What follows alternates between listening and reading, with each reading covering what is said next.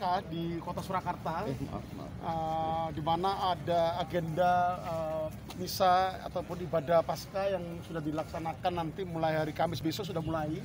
Jadi mulai sore, kemudian malam, hingga pada hari Jumatnya itu juga ada pelaksanaan ibadah misa Pasca. Sudah kita identifikasi, sudah kita lakukan koordinasi Polresta Surakarta dengan Kodim 0735 Surakarta beserta seluruh pengurus gereja yang ada di Kota Surakarta. Kita sudah melakukan koordinasi efektif dan sudah kita koordinasikan. Yang pertama masalah kesiapan pengamanannya, itu yang pertama. Kemudian yang kedua terkait dengan kesiapan penerapan prokes, ya, prokes selama pelaksanaan ibadah Pasca dilakukan di gereja. Karena kita Solo masih berada di PPKM level 2, ada beberapa ketentuan-ketentuan yang harus dipatuhi oleh seluruh jamaah ataupun yang akan mengikuti ibadah Pasca terkait dengan beberapa peraturan ataupun ketentuan prokes yang harus dipatuhi selama berada di gereja.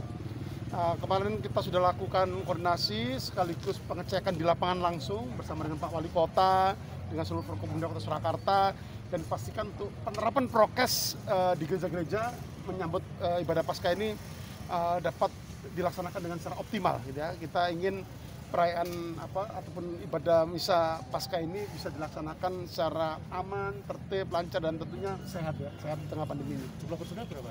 Kemudian terkait dengan pelaksanaan pengamanan itu sendiri, besok pagi kita akan melaksanakan apel gelar pasukan pengamanan ibadah Pasca, di mana 375 personel kita akan terjunkan untuk mengamankan seluruh rangkaian kegiatan Pasca di Kota Surakarta, yang terdiri dari unsur pengamanan gabungan TNI, Polri maupun pemerintah Kota Surakarta beserta seluruh potensi masyarakat yang ada, Mas Pramuka, PMI, termasuk dari ormas-ormas Islam juga ikut akan terlibat.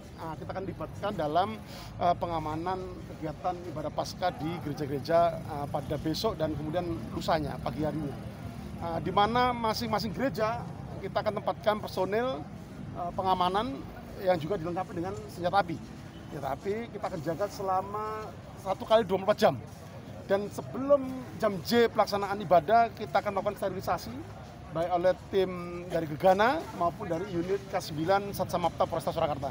Kita berharap semua pelaksanaan rangkaian kegiatan ibadah Pasca di Kota Surakarta dapat berlangsung dengan aman, tertib, lancar, tidak ada gangguan sedikit pun. Polri dan TNI sebagai representasi negara akan menjamin keamanan selama pelaksanaan ibadah Pasca di Kota Surakarta.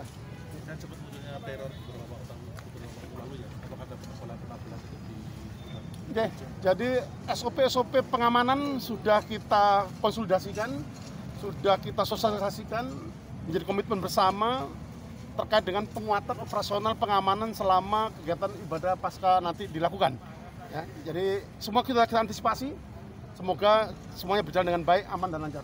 Amin. Oke, Ada pengaturan besok kan Kamis malam masih ada Pasca ya, Ya. dan itu sholat tarawih juga untuk yang gereja Purbayan kan berdekatan dengan Banyak gereja yang berdekatan dengan masjid. Ya. Jadi nanti kita akan koordinasikan di lapangan, ya, artinya agar semuanya dapat berjalan dengan baik, gitu ya. Maka di sini perlu adanya komunikasi, koordinasi, toleransi. Ya, kita berharap ini tidak menjadikan suatu sekat pemisah atau semakin membuat panjang perbedaan, gitu ya. Nanti kita akan berikan solusinya, di mana masing-masing pihak bisa menjunjung tinggi kerukunan maupun toleransi antar umat beragama. Nanti ada teknis-teknisnya yang akan kita sampaikan di masing-masing pihak. Ya. Kalau untuk persiapan mudik, apa sudah ada rapat atau koordinasi gitu kan? Gimana? Persiapan mudik ini nanti kan bomnya tuh di paling banyak Solo Raya. Oke, jadi untuk pelaksanaan operasi Ketupat Candi 2022, beberapa rapat koordinasi awal sudah kita lakukan, termasuk tadi pagi di pemerintah Kota Surakarta, di mana Polresta Surakarta akan mendirikan 7 pos, diantaranya 5 pos pengamanan yang akan kita dirikan di batas kota, mulai dari Faroka, Maputo, Parangjogo, Banyuanyar maupun Juruk. Itu yang kita letakkan di batas kota untuk memonitor arus keluar masuk daripada Kota Surakarta. Kemudian yang kedua, kita akan mendirikan 1 pos pelayanan di Pasar Klewer untuk mengcover area wisata keraton maupun pertokoan pusat ekonomi di sekitar daerah Singosaren.